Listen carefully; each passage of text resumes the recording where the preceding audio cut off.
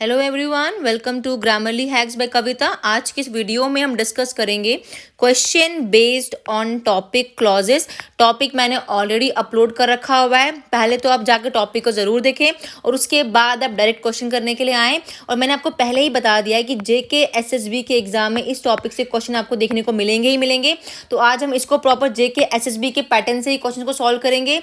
इसके अलावा मैं आज से डेली आपकी ये एमसीक्यू सीरीज़ कंटिन्यू करूँगी। हर शाम को आपको 8 बजे डेली इंग्लिश के ऊपर एमसीक्यूज़ मिलते जाएंगे और सारा का सारा कंटेंट जो होगा वो आपका एग्ज़ाम ओरिएंटेड ही होगा। इसके अलावा एक और चीज़ बता दूं मैं आप लोगों को कि चाहें तो आप मेरी प्लेलिस्ट में जाएं, वहाँ पर जितने भी प्रीवियस वीडियोज़ ऑलरेडी अपलोडेड हैं, एरर्स के, प्रपोजिशन टॉपिक हो गए, किसी भी टॉपिक के हो गए, आप उनको ज़रूर एग्जाम से पहले एक बार देख लेना। बिकॉज अभी भी आपके एग्जाम में जो जेकेपी कांस्टेबल का एग्जाम है, अभी भी उसमें काफ़ी टाइम रहता है आपका। यू हैव 10 डेज अभी भी, तो आप उसको इजीली कवर कर लेंगे। अब देखो, जो एग्जाम में क्वेश्चन आता है ना क्लॉजेस टॉपिक का, वो दो तरीके से आता है। एक तो आता है जहाँ पे आपको ऑप्शंस दिए होते हैं 4, वहाँ लिखा होता है कि पहचानना है आपको नाउन क्लॉज है, एडवर्ब क्लॉज है या एडजेक्टिव क्लॉज है। एक पैटर्न हो गया ये वाला, ठीक है ना। एक पैटर्न होता है आपके एग्जाम में क्वेश्चन का कि आपको वहाँ पहचानना होता है डिपेंडेंट क्लॉज को ढूंढो या कह देंगे इंडिपेंडेंट क्लॉज को पहचानो, ठीक है ना। अगर आपने पीछे पेपर देखा होगा पटवारी का, तो मैंने यहाँ क्वेश्चन लगा दिए हैं उसके दो। देखो यहाँ पर भी सेम चीज़ पूछी है आपसे। एक में पूछा हुआ है कि बताओ कौन सा क्लॉज है यहाँ पर, और एक में बोला है कि आपको बताना है कि नाउन क्लॉज है, वर्ब क्लॉज, एडवर्ब क्लॉज है या एडजेक्टिव क्लॉज है, ठीक है ना। तो ये दो ही पैटर्न रहते हैं आपके। इसको भी हम बाद में कवर करेंगे। पहले आज का सेशन जो है हम स्टार्ट करते हैं अपने जो बेसिक एमसीक्यूज मैंने लाए हैं आपके लिए वहां से, ठीक है ना। अब देखो, पहला क्वेश्चन लिखा है आपकी स्क्रीन पे, have you heard that Shyam has won the prize. क्या तुमने सुना श्याम ने प्राइज जीता है। देखो लास्ट में क्वेश्चन मार्क लगाया, पंक्चुएशन, क्योंकि यहाँ पे क्वेश्चनिंग हो रही है। देखो सब्जेक्ट है फिर वर्ब है ना, और यहाँ पे क्वेश्चन पूछा जा रहा है क्या तुमने सुना, तो यहाँ पे इसलिए हमने क्वेश्चन मार्क एंड में लगाया, ठीक है। अब बोला है कि आपको पहचानना ये नाउन क्लॉज है, एडवर्ब है या एडजेक्टिव है। तो मैंने पहले चीज़ क्या बताई है, आप फिर से उसको रिमाइंड कर लो माइंड में। जहाँ पर नाउन की बात होगी, नाउन क्लॉज की बात होगी, वहाँ पे आपको आंसर निकालना है क्या से। और जहाँ पे एडजेक्टिव क्लॉज की बात होगी वहाँ पे कौन से निकालोगे आंसर। और जहाँ पे इन दोनों की ही क्या और कौन का सेंस नहीं आ रहा होगा इन हिंदी, वो रहेगा आपका क्या, एडवर्ब क्लॉज। ये बेसिक सी ट्रिक है, इसको चाहे तो कहीं नोट भी कर लो कॉपीज पे, यही आपको एग्जाम में पूरे के पूरे नंबर दिलवाने वाली है, ठीक है। तो अब देखो, और साथ में मैंने ये चीज़ भी कही थी आपको कि सेंटेंस को आपको पॉज लेके पढ़ना है, तोड़ के पढ़ना है। जैसे यहाँ लिखा हैव यू हर्ड दैट, देखो दैट के आगे वाला जो पार्ट है ना, ऑब्वियसली यहाँ दैट क्या हमारा, ये हमारा कनेक्टर है, कनेक्टर माना है ये हमारा कंजक्शन है ना। तो मैंने कहा है कि कनेक्टर के आगे वाला पार्ट ही क्या होता है आपका, वहीं से आपका क्वेश्चन बनता है एग्जाम में। अब कभी कभार क्या किया होता है एग्जामिनर ने, जो पेपर सेट करते हैं हमारे, उन्होंने क्या किया होता है, उन्होंने इसके नीचे ना आपको यू अंडरलाइन करके दे दिया होता है that Shyam have won the prize, और आपको इस अंडरलाइन पार्ट से ढूंढना पड़ता है, ठीक है ना। तो ये थर्ड टाइप होगी आपकी क्वेश्चन आने की। तो इसको अंडरलाइन किया होता है, आपको पहचानना होता है यहाँ से, ठीक है ना। तो वो आपको देखना है। देखो अभी यहाँ देखा that, have you heard that.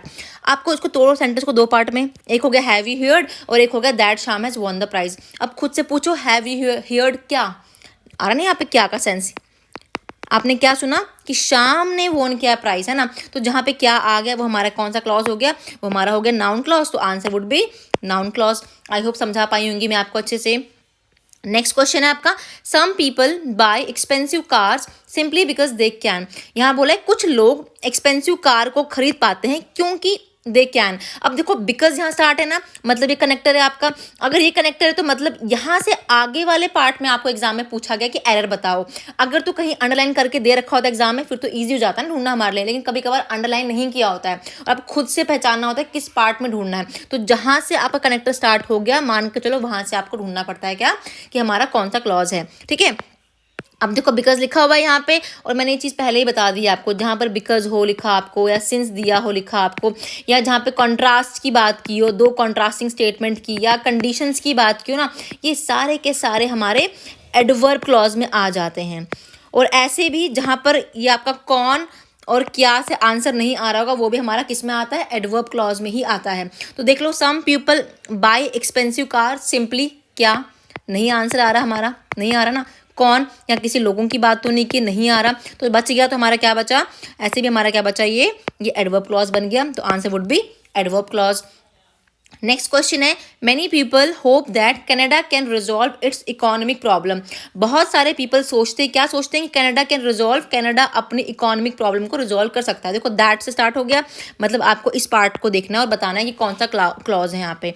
Many people hope, क्या होप करते हैं, देखो क्या का सेंस आ रहा है ना कि Canada can resolve its economic problem, तो मतलब क्या हो गया, देखते ही आंखें बंद करके आंसर आ गया, ये हो गया आपका नाउन क्लॉज। आई होप समझ आ गया होगा, बहुत ही ईजी है एग्जाम के लिए बच्चों, ये लोग डिफिकल्ट कुछ नहीं है इसमें पहचानना।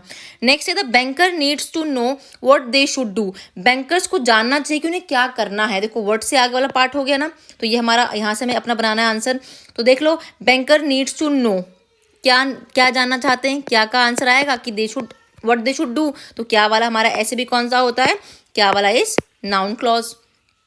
फिफ्थ क्वेश्चन है अपना, which one is the person who stole your car.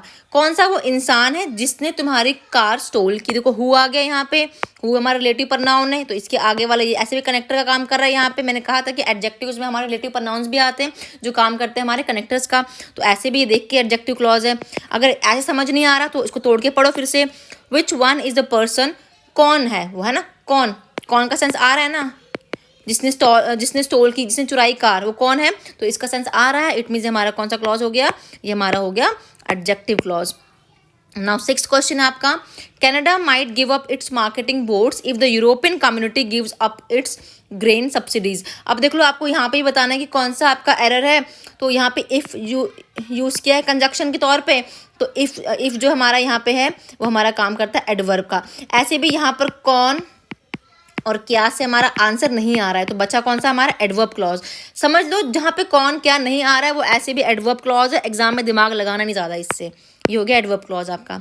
Next question है आपका, देखो अनलेस, देखते चल गया पता, अनलेस तो आंखें बंद करके ऐसे भी एडवर्ब है। चलो फिर भी देख लो आगे, unless the crown can make a better case, comma the accused murderer will not be convicted, ये एक क्लॉज है, कॉमा के बाद ये एक क्लॉज है, ठीक है ना, तो ऐसे भी कौन सा रहा हमारा, ये एडवर्ब क्लॉज आ गया आंसर। नेक्स्ट क्वेश्चन है, it is important to ask whether the wedding is formal और सेमी फॉर्मल। ये काफ़ी ज़रूरी है पूछना कि क्या वेडिंग जो है फॉर्मल है या इनफॉर्मल है। तो देख लो यहाँ से वेदर से आगे वाला पार्ट, अब ये मत सोचना कि वेदर लगाए तो इसका मतलब ये भी हमारा एडवर्ब क्लॉज हो गया, आपको पहले पूछना भी है खुद से। It is important to ask, क्या पूछना, क्या का आंसर आ रहा है ना कि क्या पूछ रहे हो कि क्या वेडिंग फॉर्मल होगी या इनफॉर्मल होगी, तो क्या से निकल रहा है आंसर हमारा, इट मीन्स ये हमारा हो गया, ये हो गया हमारा नाउन क्लॉज। नेक्स्ट क्वेश्चन है, the doctor was worried that Charlie was putting on too much weight. Doctor काफ़ी घबरा गए हैं कि चार्ली ने बहुत ज़्यादा वेट को पुट ऑन कर लिया हुआ है, गेन कर लिया हुआ है।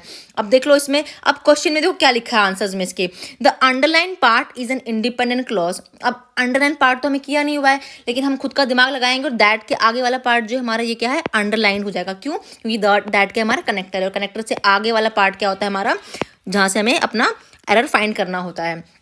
तो बोला है कि जो अंडरलाइन पार्ट है क्या वो इंडिपेंडेंट क्लॉज है, और मैंने पढ़ा रखा है आपको कि इंडिपेंडेंट क्लॉज क्या होते हैं, जिनको किसी की ज़रूरत नहीं होती है। और यहाँ पर क्या है, Charlie was putting on too much weight. देखो next part, the independent clause is the doctor was worried. Independent मतलब जिसको किसी की ज़रूरत नहीं होती है ना, तो डॉक्टर वॉज वरिड क्या खुद में एक इंडिपेंडेंट क्लॉज है, तो देखते ही आंसर आ गया हमारा। तो सेकेंड वाला क्या हमारा, सेकेंड वाला हमारा राइट ऑप्शन है। क्यों, क्योंकि यहाँ पे जो डॉक्टर वॉज वरीड लिखा हुआ था कि द कैपिटल है, ये क्या था, खुद में इंडिपेंडेंट क्लॉज, इसको किसी की जरूरत नहीं है, लेकिन यहाँ पे दैट से हमने यूज़ किया ना, तो मतलब दैट जोड़ रहा है इस वाले अगले पार्ट को, इसलिए ये डिपेंडेंट था किस पे, पीछे वाले पार्ट पे, ठीक है। तो यहाँ पे हमारा आंसर आ गया बी पार्ट, सेकेंड वाला। नेक्स्ट क्वेश्चन है, I know that Rekha is a good girl. मैं जानती हूँ कि रेखा कैसी लड़की, अच्छी लड़की। दैट से आगे वाला आई नो, क्या मैं क्या जानती हूँ कि रेखा अच्छी लड़की, तो जब क्या का सेंस आ गया, इट मीन्स हमारा हो गया नाउन क्लॉज। नेक्स्ट क्वेश्चन है, आई know about the boy who was absent yesterday. मैं जानती हूँ उस लड़के के बारे में जो कल एबसेंट था। I know about the boy who was, देखो who was absent yesterday, I know about the boy, मैं किसके बारे में जानती हूँ, उस लड़के के बारे में ना, तो कौन लड़का है वो लड़का है जो कल एबसेंट था, है ना, तो कौन का सेंस आ गया, तो जहाँ कौन का सेंस आ गया वो हो गया हमारा कौन सा, एडजेक्टिव क्लॉज, यहाँ पे आ गया एडजेक्टिव। नेक्स्ट है, there is no meaning in what he says. इस बात का कोई मतलब नहीं जो उसने कहा, है ना। There is no meaning in, किस में क्या मीनिंग है कि जो उसने कहा, तो क्या का सेंस आ गया, तो बन गया ये हमारा, ये बन गया नाउन क्लॉज। ऐसे भी देखो ये नाउन क्लॉज क्यों, क्योंकि यहाँ पे इन लगा हुआ है, ठीक है ना। तो एक और ट्रिक रखना याद एग्जाम में, अगर एग्जाम में प्रपोजिशन दी हो ना, कनेक्टर से पहले, देखो वर्ड से पहले क्या थी, प्रपोजिशन। कनेक्टर से पहले या कंजक्शन बोल लो, कनेक्टर से पहले अगर प्रपोजिशन दी हो तो भी क्लॉज कौन सा होगा, रिमेंबर दिस थिंग, क्योंकि कभी कभार घुमाने के लिए क्वेश्चन आ जाता है, वहाँ पे हमारा आंसर नहीं बनेगा, ठीक है ना, तो वो नाउन क्लॉज में ही आएगा। जैसे फॉर दिया हो, बाई दिया हो आपको, ठीक है ना। इसके अलावा आपकी हेल्पिंग वर्ब के केस में भी दिया, इज, एम, आर, वॉज, वर, इनके केस में भी हम कौन सा क्लॉज मान के चलते हैं, नाउन क्लॉज, ठीक है ना। बाकी आपने क्या कौन से निकाल लेना है, ठीक है।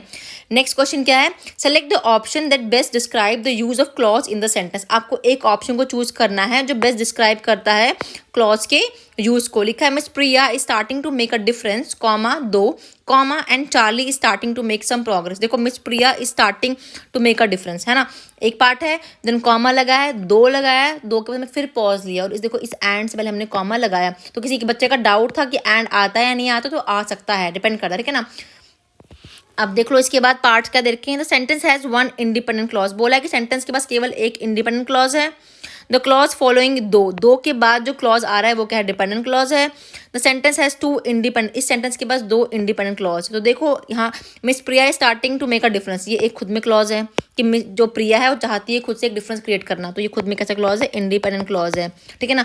दो के बाद एंड लगा, एंड क्या कहते हैं, Charlie is starting to make some progress, और चार्ली क्या चाहता है, कुछ प्रोग्रेस करना, तो ये भी खुद में क्या है, इंडिपेंडेंट क्लॉज है ना, क्योंकि एंड तो इसको अलग करा है ना पहले वाले पार्ट से, तो ये दोनों खुद में क्या है, एक एक इंडिपेंडेंट क्लॉज है। तो लास्ट वाला जो ऑप्शन है यहाँ पे, the sentence has two independent clause, third वाला जो होगा आपका, that would be the right option. I hope समझा पाई होंगी ये वाला क्वेश्चन भी। अब करते हैं पटवारी एग्जाम में जो क्वेश्चन आए थे उनकी बात। लिखा हुआ है pick out the subordinate clause in the following sentence. Sentence क्या लिखा हुआ है आपके सामने, सेंटेंस लिखा हुआ है if you work on Sunday, comma, I will look after the children. अगर तुम संडे को वर्क करोगे तो मैं बच्चों को देख लूंगा। बोला है सब ऑर्डिनेट, और वो कौन सा होता है, डिपेंडेंट क्लॉज है, जो किसी पर डिपेंड, निर्भर होता है। तो देख लो कौन सा निर्भर है, if you work on Sunday, इसको चाहिए ना अगले पार्ट की, लेकिन जो I will work after the children, कि मैं बच्चों पे वर्क करूंगा, ये तो खुद में भी क्या है, इंडिपेंडेंट है। लेकिन if you work on Sunday क्या है, डिपेंड है किस पे, अगले पार्ट पर। तो देख लो if you work on Sunday वाला कहाँ पर, डी, तो D would be your right option, ठीक है। नेक्स्ट क्वेश्चन एग्जाम में क्या आया था आपके, pick out the relative clause in the following sentence. का है कि जो रिलेटिव, और रिलेटिव कौन से होते हैं, हम इनको, इन्हीं को हम कहते हैं क्या, एडजेक्टिव क्लॉज भी। Relatives are called as adjective clause. तो बोला है आपको एडजेक्टिव को फाइंड करना है, ठीक है ना। द कैट के बाद कॉमा लगा दिया हुआ है, विच स्क्रैच माई मम। देखो कॉमा क्यों लगा, क्योंकि हम कैट की बात कर रहे हैं, हमारा सब्जेक्ट है, हमने पॉज लिया, उसने मेरी मम को क्या किया, स्क्रैच किया, अगेन हमने पॉज लिया, वो जंगली थी, है ना, मतलब निकल के यार। और आपको बोला है कि एडजेक्टिव क्लॉज निकालना है। तो पहली चीज़ जो ये पार्ट है ना, विच स्क्रैच माई मम, देखते समझ गए ना हम लोग कि यहाँ से हमें अपना आंसर बनाना है। क्यों बनाना है यहाँ से हमें अपना आंसर, क्योंकि यहाँ पे विच से स्टार्ट, और विच ही क्या हमारा, विच क्या हमारा एक कनेक्टर का काम कर रहा है ना, तो कनेक्टर को तो हमें लेके चलना है ना। तो देखते चल रहा है पता कि विच स्क्रैच माई मम वाला ऑप्शन होगा, विच स्क्रैच माई मम, बी पार्ट हो गया। लेकिन देखो यहाँ पर चालाकी क्या की, उन्होंने लिखा है स्क्रैच माई मम, कंफ्यूज करने के लिए बच्चों को। देखो स्क्रैच माई मम क्यों नहीं होगा, क्योंकि इससे पहले कनेक्टर लिखा ही नहीं है विच। लेकिन हमें बोला क्या, हमें बोला कि पूरा का पूरा क्लॉज ढूंढो जो एडजेक्टिव क्लॉज है ना, तो वो तो स्टार्ट ही कहाँ से हो रहा है, कॉमा के बाद विच से हो रहा है, तो विच स्क्रैच माई मम जो होगा वो राइट ऑप्शन होगा। तो कभी कभार बहुत नियरेस्ट ऑप्शन में कंफ्यूज किया जाता है आपको, तो आपको ध्यान रखना है, क्योंकि जब भी हम क्लॉज ढूंढते हैं तो हम कहाँ से ढूंढेंगे, हम स्टार्ट ही कहाँ से करेंगे, कनेक्टर से स्टार्ट करेंगे ना। अगर हमें कनेक्टर दिखेगा तो कनेक्टर के बाद की जो स्टेटमेंट पूरी होगी ना, चाहे वो दैट हो, हु हो आपका कनेक्टर, विच हो कनेक्टर आपका, हु सो एवर हो, वट एवर हो, दो लिखा हो, उसके आगे के पार्ट को आपने देखना होता है। आई होप क्लियर हो गया होगा आपको। So this is all about your clauses का टेस्ट था, टॉपिक था। साथ साथ में आप लोगों ने भी कमेंट जो किए होंगे या आपने जो भी अपने आंसर्स बनाए होंगे, डू कमेंट, आप कमेंट सेक्शन में कमेंट करो, ताकि आपको भी अपना स्कोर साथ साथ में समझ आ जाएगा। इसके बाद जो नेक्स्ट टॉपिक लाऊंगी वो टेंसेस का होगा या तो वर्ब का होगा। आई होप आपको कंटेंट अच्छा लगता होगा, अगर अच्छा लगता है तो लाइक करें, सब्सक्राइब करें और शेयर करें मेरे चैनल को। Thanks and have a nice day.